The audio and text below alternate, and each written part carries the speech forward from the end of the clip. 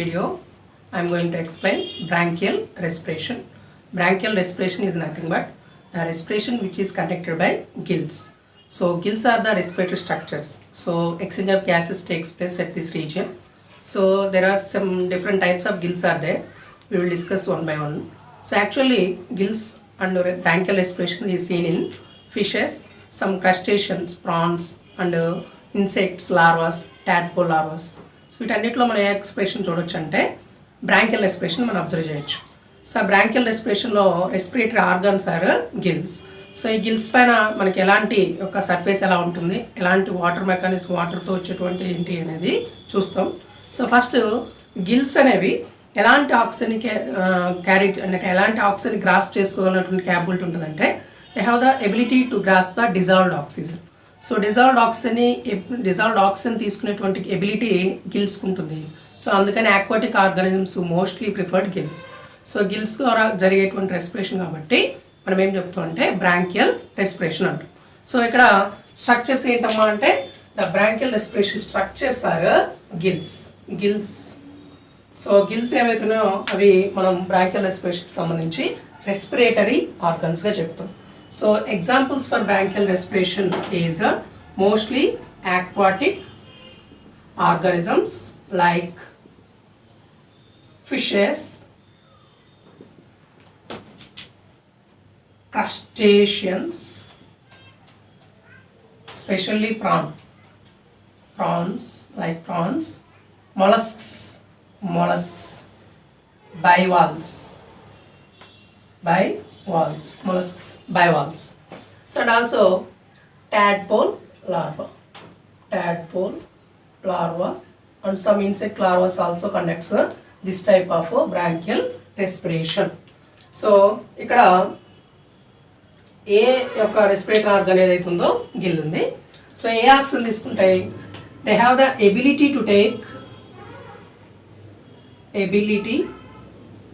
To take dissolved O2.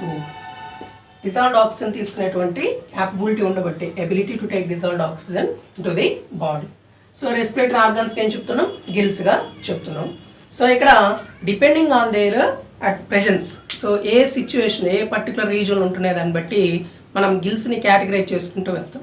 So if they are arranged external gills, if they are arranged internally we can call it as a internal gills. So depending on their arrangement, depending on their position పెట్టుకొని గిల్స్ని 2 typesగా చెప్తున్నాం చూడండి.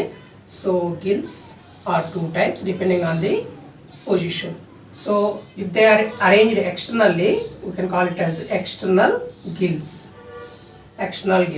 అలా కాకుండా ఇంటర్నల్గా ఉన్నాయంటే body లోపల ఉన్నాయంటే ఇంటర్నల్ గిల్స్గా చెప్తాం. సో ఎక్స్టర్నల్ గిల్స్ ఇంటర్నల్ గిల్స్కి డిఫరెన్స్ ఏంటి అంటే external gills are visible. So మనం చూడటానికి ఇవి కనిపిస్తాయి, విజిబుల్, బయట నుంచి ఆర్గానిజం బయట మనకు కనిపిస్తూ ఉంటాయి. But these are not visible. So body లోపల అరేంజ్ అయి ఉంటాయి, visible. So these are not visible. So external gills are uncovered. There is no covering in this on this external covering. External gills పైన ఎలాంటి covering ఉండదు. So uncovered. So these are covered by operculum which covers the gills. operculum ఉంటుంది.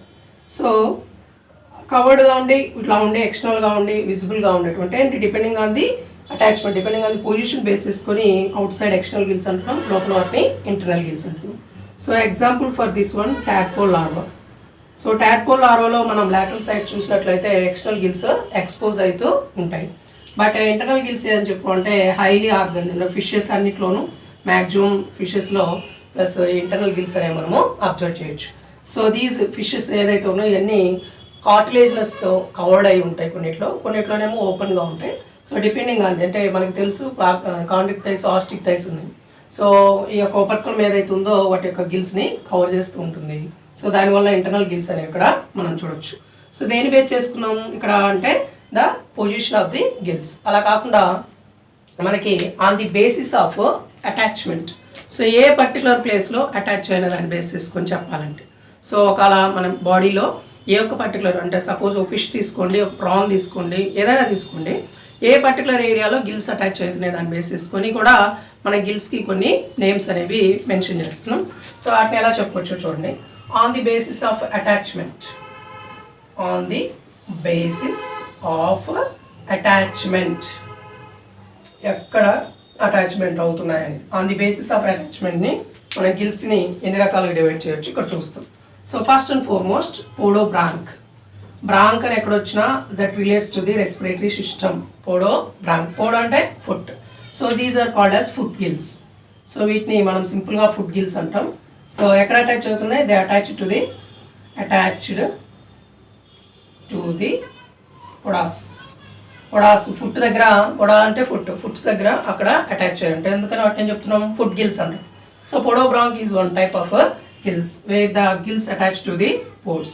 Then arthrobranchs, B-R-A-N-C-H-S, arthrobranchs. So these are called as joint gills. So joint gills.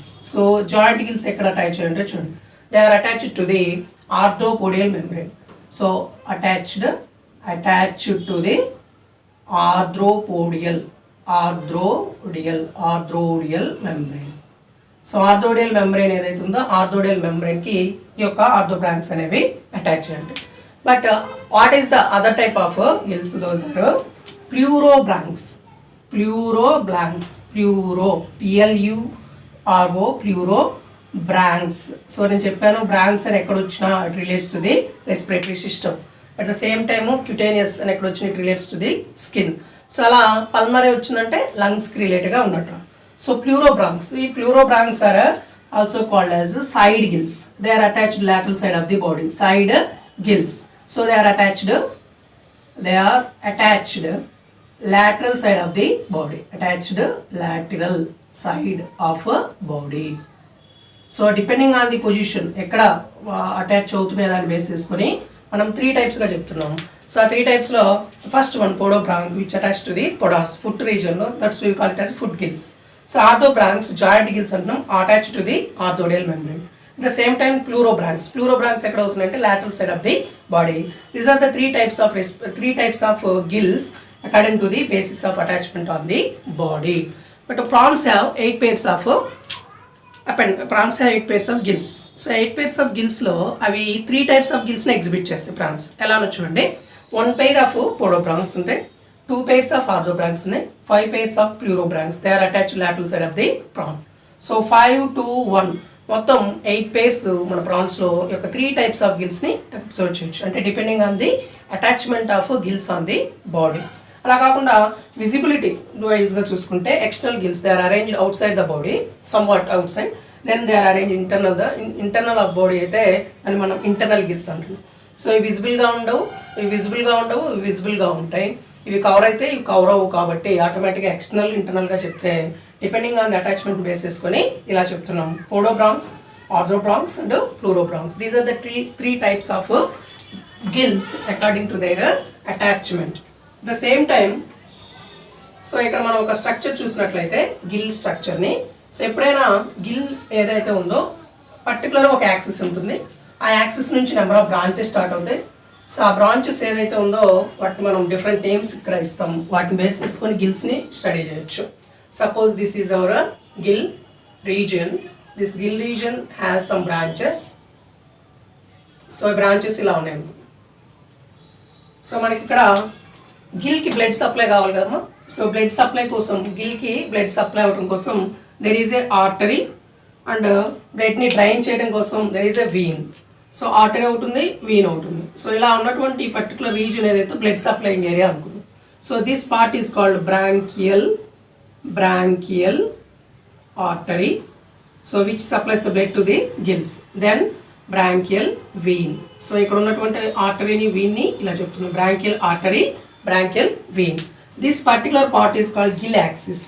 ఈ part మనం ఏం చెప్తామంటే Gill axis అన్నట్టు. Axis పార్ట్లో ఏముందంటే ఇలా నెంబర్ ఆఫ్ రోస్లో కొన్ని మనకి ఫిలమెంట్స్ ఉంటాయి. ఫిలమెంట్స్ ఇలా ఉన్నాయనుకోండి. This is gill axis, these are gill filaments అనుకున్నాం. సో ఈ గిల్ ఫిలమెంట్స్ అన్నీ కూడా ఒక రోస్ లాగా ఇలా అరేంజ్ అయ్యి ఉన్నాయి అనుకున్నాం. సో దిస్ పార్ట్ పర్టికులర్లీ 2 బ్రాంచ్డ్గా ఉన్నటువంటి ఈ పార్ట్ని ఏం చెప్తున్నా అంటే గిల్ ఫిలమెంట్స్. ఫిలమెంట్ అనేది సింగిల్ ఏమి ఉండదు, చాలా ఫిలమెంట్స్ ఉంటాయి. సో గిల్ ఫిలమెంట్గా చెప్తున్నాం. ఓకే, బాగానే ఉంది. ఇలా ఉన్నటువంటి సర్ఫేస్ మనకి ఎలా యూజ్ అవుతుంది? రెస్పిరేషన్ కోసం, ఎక్స్చేంజ్ ఆఫ్ గ్యాస్ జరగడం కోసం మనకి ఈ యొక్క సర్ఫేస్ యూజ్ అవుతుంది. So this gill filaments also have some branches, those are called gill lamellae. So gill lamellae ఏవైతున్నాయో ఇంటర్నల్గా ఒక పర్టికులర్ రీజియన్లో ఎలా అరేంజ్ అయి ఉంటున్నాయో చూడండి.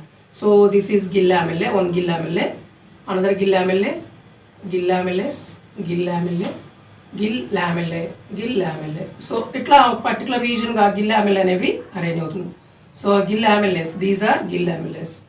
సో గిల్ లామెల్లే ఇలా అరేంజ్ అయి ఉంటుంది. సో ఇక్కడ నీకు ఈ యొక్క బ్రాంచ్ లైక్ స్ట్రక్చర్స్ నేను ఎలా చెప్తున్నా అంటే Gill lamellae. So structure of Gill తీసుకుంటే మనకి ఇలా అరేంజ్ అయి ఉంటుంది. దీన్ని నేను సింప్లిఫై చేస్తూ గీసుకుంటున్నాను చూడండి. Suppose this is gill axis. ఈ గిల్ యాక్సిస్ పైన మనకి బ్రాంచెస్ వస్తున్నాయి. One branch, one more Gill axis, another branch, one more gill axis, gill filaments.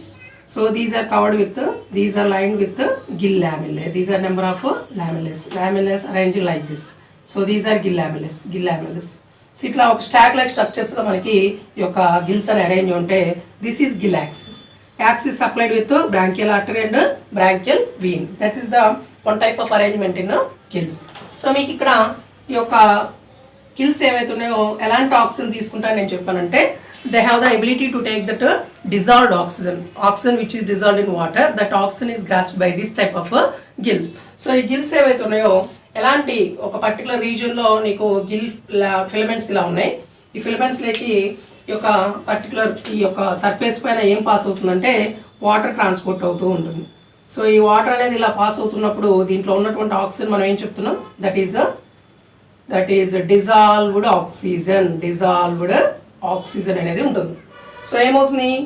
ఈ యొక్క గిల్స్ ఆ డిజాల్వ్డ్ ఆక్సిజన్, వాటర్ నుంచి డిజాల్వ్డ్ ఆక్సిజన్ గ్రాస్ప్ చేయాలి. ఆ యొక్క చేసేటువంటి ఆ వాటర్ పర్టికులర్ రీజన్ ఏదైతే ఉందో ఇక్కడ ఉన్నటువంటి గిల్ లామెల్లెస్ అన్నీ ఆ పర్టికులర్ యొక్క గిల్స్ పైన వాటర్ పాస్ అవుతున్నప్పుడు గిల్ లామెల్లెస్ ఆక్సిజన్ గ్రాస్ప్ చేసుకుంటే సో రిమైనింగ్ CO2 అంతా ఈ పర్టికులర్ రీజన్ నుంచి ఎలిమినేట్ అయ్యి బ్రాంకియల్ వీన్కి డిఆక్సిజన్ బ్లడ్ అంతా బ్రాంకియల్ వీన్కి సప్లై అవుతూ పోతుంది. సో ఇక్కడ నుంచి O2 వస్తే ఇక్కడ నుంచి CO2 వెళ్తుంది. అంటే సపోజ్ ఒక గిల్ ఉంటే గిల్ పైన అక్వాటిక్ రీజన్లో వాటర్ ఎప్పుడు ఎక్స్పోజ్ అవుతూ ఉంది. ఆ వాటర్ ఫ్లో అవుతూ ఉంటే ఆ ఫ్లో అయ్యే టైంలో oxygen which is dissolved in water is taken by the gills. So బాడీలో ఉన్న గిల్స్ ఏవైతున్నాయో అది తీసుకుంటున్నాయి. అక్కడ గిల్ ఫిలమెంట్స్ పైన వెళ్తున్నప్పుడు గిల్ లామెల్లెస్ దగ్గర ఆ యొక్క సర్ఫేస్ మీద ఎక్స్చేంజ్ ఆఫ్ గ్యాసెస్ జరిగి ఆక్సిజన్ ఏమో బాడీ తీసుకుంటే CO2ని branchial vein blood deoxygen blood ద్వారా ఎలిమినేట్ చేయడం అనేది జరుగుతుంది. సో ఇలాంటి పర్టికులర్ వాటికి there are some problems are they. So adaptations కూడా ఉన్నాయి. We will discuss in that later. But ఇక్కడ depending on the gill filaments, depending on the gill filaments, on the basis of number of gill filaments, gills also divided into 3 types. So avento chuddam. The types of gills depending on the gill filaments on the basis of gill filaments. So filaments ని base చేసుకొని మనం వీటిని చెప్పినట్లయితే ఎలా చెప్తామో చూడండి. First one చెప్తున్నాను abranch. So that is first one abranch. Abranch a అంటే ఇక్కడ ఆప్షన్స్ అని వస్తుంది. ఏ బ్రాంక్ అనేది ఏదైతే ఉందో ఎలా ఉంటుందో చూడండి. సపోజ్ ఇది గిల్ యాక్సిస్ అనుకుందాం. సో ఒక రెగ్యులర్గా గిల్ యాక్సిస్ తీసుకున్నాం. ఈ గిల్ యాక్సిస్ పైన ఫిలమెంట్స్ అనేవి అస్సలు లేవనుకోండి, ఇవన్నీ గిల్ ఫిలమెంట్స్ అవుతుంది. ఈ గిల్ ఫిలమెంట్స్ అనేవి ఆబ్సెంట్ అనుకోండి, అసలు లేవు, ఓన్లీ గిల్ యాక్సిస్ ఒకటి ఉంది, just branchial artery branchial vein ఉంది. సో ఇలాంటి సిచ్యువేషన్ ఏమంటాం అంటే ఏ బ్రాంక్ అంటాం. సో ఎలా చెప్పొచ్చు అంటే there is no gill filaments on a gill axis. A branch condition ఏముంటుందమ్మా? gill axis పైన gill filaments absent. So gill filaments ఏంటనేది మీకు రావాలి. ఇదిగో ఇలాంటి స్ట్రక్చర్స్ ఏవైతున్నాయో మనం gill filaments అంటాం. So gill filaments absent on gill axis పైన gill filaments absent అయితే ఏం చెప్తున్నాం? ఏ బ్రాంక్ అంటున్నాం. Absence of gill filaments on the gill axis. Gill axis idi gill filaments are absent. Okay now. Then second type, that is a hemibranch. That means hemi means half. So one row of gills. Deen em chepta ante. So second type is a hemibranch, also called as a incomplete gills. Incomplete gill. So what does it mean? Actually the gill axis gill axis has one row of gill filaments. So Gill filaments okay side ఒక రో ఉంటే ఆ యొక్క Bronx మనం ఏం చెప్తాం అంటే half gill అనొచ్చు లేదా హెమీ బ్రాంక్ అంటున్నాం, ఇన్కంప్లీట్ గిల్ అంటాం.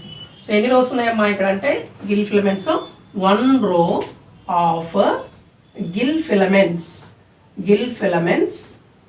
On gill axis. Gill filaments on gill axis. Gill axis పైన గిల్ ఫిలమెంట్స్ సింగిల్ రో ఉంటే దాన్ని మనం హెమీ బ్రాంక్స్ అంటాం, ఇన్కంప్లీట్ గిల్ అంటాం.